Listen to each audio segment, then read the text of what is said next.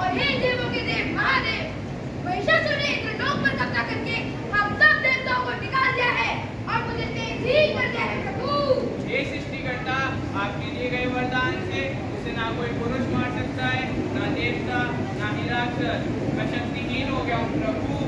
वह अपनी माया से कभी मनुष्य का रूप धारण कर लेता तो अपनी माया कर लेता तो कभी रूप धारण कर लेगा तो कभी किसी मनुष्य का। अब हमें पृथ्वी पर ही रहना पड़ रहा है प्रभु।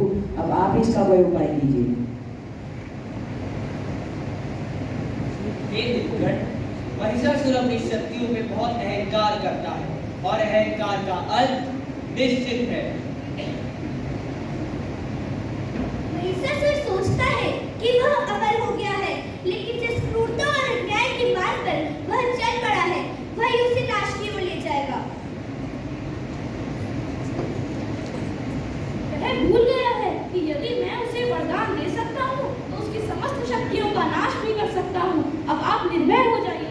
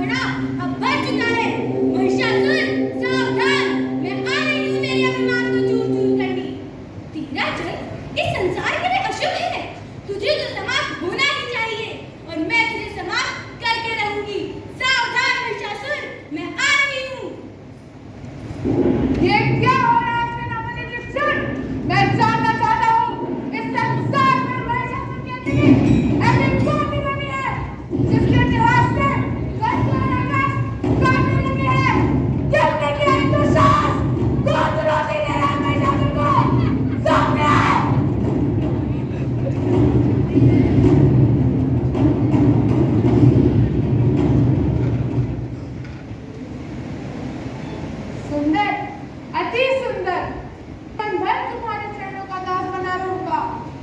दुष्ट महिषासुर, वासना की अग्नि ने तेरी बुद्धि को भ्रष्ट कर दिया है। अज्ञान का अंधकार तेरे मन पर छा चुका है और अब मृत्यु तेरा स्पर्श करने को लायक है। इसीलिए अंतिम बार तुझे चेतावनी देती हूँ कि तुरंत पाताल लोक चला जा, अन्यथा मुझसे युद्ध कर। इस युद्ध में तुझे समाप्त कर मैं सदा सदा के लिए देवताओं और मानवों को भय मुक्त कर दूंगी। अतिथि नारी, तूने मेरे प्रेम निवेदन को स्वीकार करके मुझे युद्ध के निवेदन करा है। अब मैं तेरा विनाश करके रहूंगा। बता, कौन है तू? तेरा परिचय क्या है? मेरा परिचय जब जब धर्म की हानि हुई है, जब जब पाप मस्तक उठाता है, जब जब सत्पुरुषों को कष्ट पहुंचता है, तब तक उनकी रक्षा के लिए मैं शरीर धारण करती हूँ। मैं तेरा वही काल हूँ जिसके नाम पर तुमने अनगिनत कुंवारी कन्याओं को वध किया है। अपने काल को पहचान महिषासुर। तो तू है ब्रह्मा का वध, जो काल बनकर मेरे सामने खड़ा है। अरे भयंकर से भयंकर शक्ति भी मेरे सामने आने का तू साहस नहीं रखते। मैं भी देखता हूँ कितना बल है तुझमें, कितनी शक्ति है तुझमें। दुष्ट महिषासुर, गरज गरज शरण मूढ़ा, मधुयावत प्रधान्य हम। गरज ले, जितना गरज सकता है गरज ले, क्योंकि कुछ देर बाद देवताओं की गरज सुनाई पड़ेगी।